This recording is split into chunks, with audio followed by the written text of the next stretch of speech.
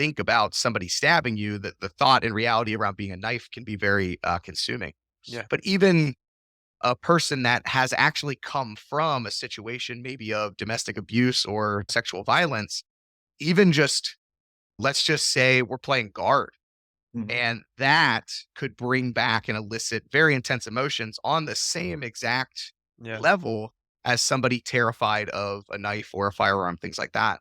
So Mhm. to your point, different modalities of teaching, different topics can bring up and elicit different responses out of different people, right? Yeah, It's for it's sure. all pieces and variables and things coming into it. So I think as a coach, no matter whether you're teaching kickboxing, you're teaching a jujitsu, you're teaching Krav Maga, I mean, karate, anything Right. in those realms, you have to be a good coach, in my opinion. You have to have your finger on the pulse of that at any moment in time, I could be triggering a response in some form or fashion.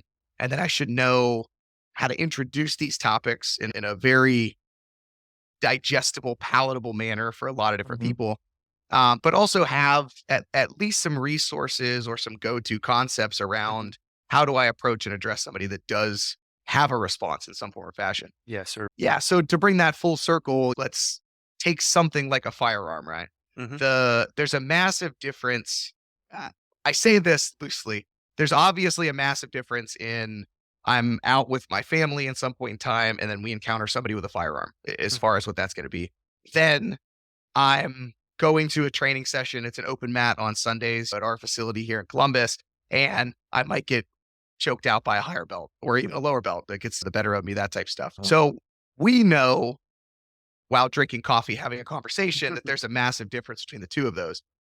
The body, for the most part, really in moments in time, like stress is stress. Yeah. So if I'm getting hunting down by I'm 37, I'm not quite over the 40 mark yet, Pete. So I don't know if I can wear that one shirt, but if I'm getting hunt down by a insanely athletic 20-year-old purple belt, and I'm just like, oh my gosh, like just trying to do this, I'm stressed and my Yes. body is feeling stress. And if somebody pulls a gun on me, it's a different type of stress. Yes. It is stress. Right. And that's a really important piece of the puzzle.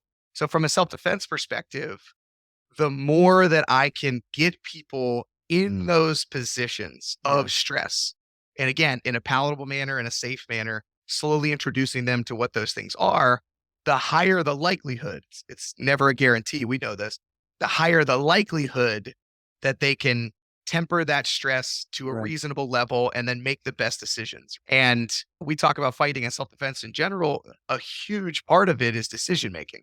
Even on the highest levels, you can watch ADCCs at the top level, IBJJF at the top level, Mhm. and you can see I can have two fighters that Mhm. are relatively the same level of skill, athleticism, all that type stuff.